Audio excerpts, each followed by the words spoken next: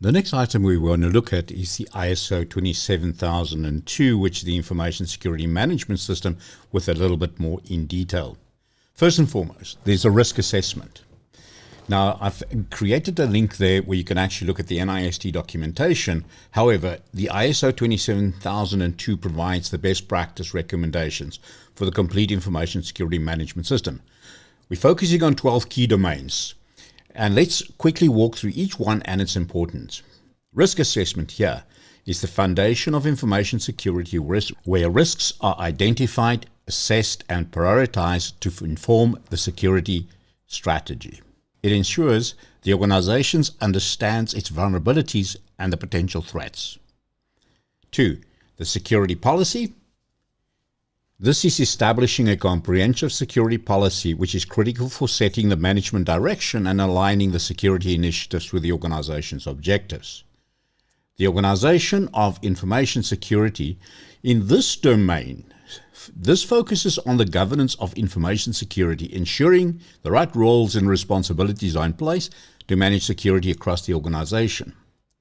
From an asset management point of view, here we will ensure that the information assets are properly inventorized, classified, and managed. This helps prioritize the security measures based on the value of the assets. And before we look at human resources, which is the next section, I need to emphasize the fact that asset management is really one of the most difficult components to do correctly within an enterprise. Number 5, which is the human resource security.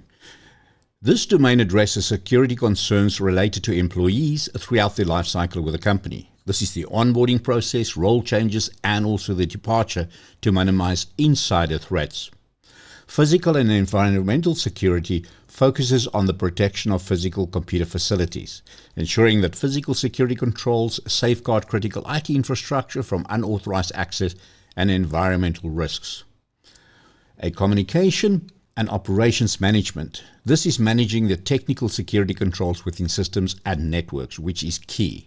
This domain includes regular operations, backups, and monitoring to ensure that security in day-to-day operations.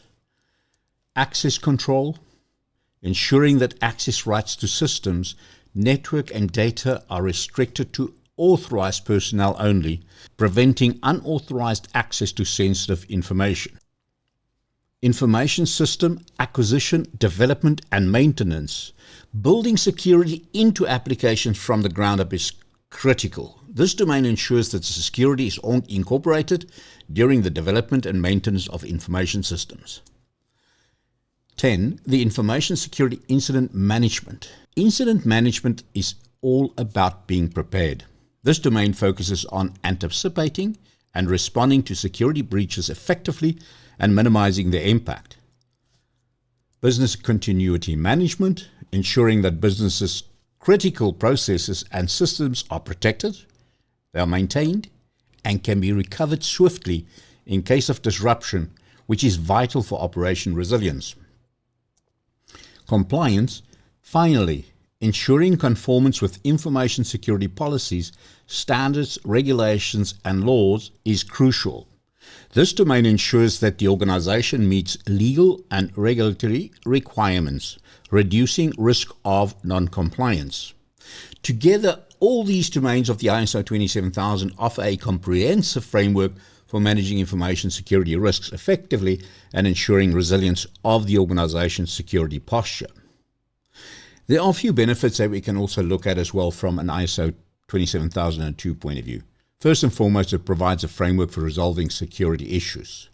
Next, it will enhance the client confidence and perception of your organization. Then, it will provide confidence that you have minimized risks in your security program, and this is part of your risk management process. It can also be a deciding differentiator in contract negotiation and enhances security awareness within the organization.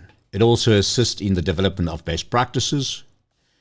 It also defines a process for implementation, the management, and the maintenance of the information security management system evaluation. It's also a performance yardstick to harmonize critical and resulting in mutual recognition between organizations and even between departments. It may reduce your insurance premiums, and then finally, compliance advantages for participation in global business opportunities. The next section, I'd like to look at a security maturity scorecard.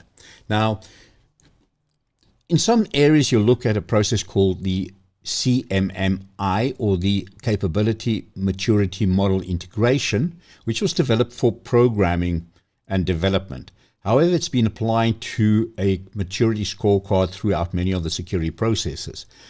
There are different levels. Usually there's defined of 5 levels, from 1 to 5, as you can see there, but here we've identified a 0, which means non-existence. Then we have an initial, repeatable, defined, managed, and finally optimized. And each level where it increases, it becomes more granular to identify the security controls and implementation thereof, and also becomes more difficult. In this example, risk management is a 0, which means it's non-existence. It indicates that there's no formal risk management process in place. This is a crucial gap that needs immediate attention to establish foundational security practices. Within the policy, it's rated at level 3, which means it's defined. Now, a couple of examples I'll give you here. This means that a formal security policy are documented and communicated across the organization, but further maturity can be achieved by enhancing enforcement and regular policy reviews. When we look at the organization rated at level 1, which is initial, an example here would be that while the organization has some structures in place for security management, but these are informal and there's a need for more consistent governance and defined roles.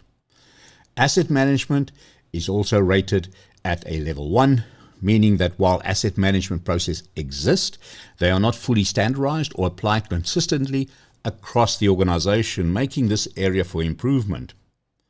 Communication operations also at a level 1, initial, suggesting that basic communication operation management practices exist, but are informal and require formalization for better integration into security operations. When we look at access control, rated at level 0, non-existence, this means that there are no standardized approach for controlling access to systems and data. Establishing and enforcing access control measure is critical as the next step of the organization.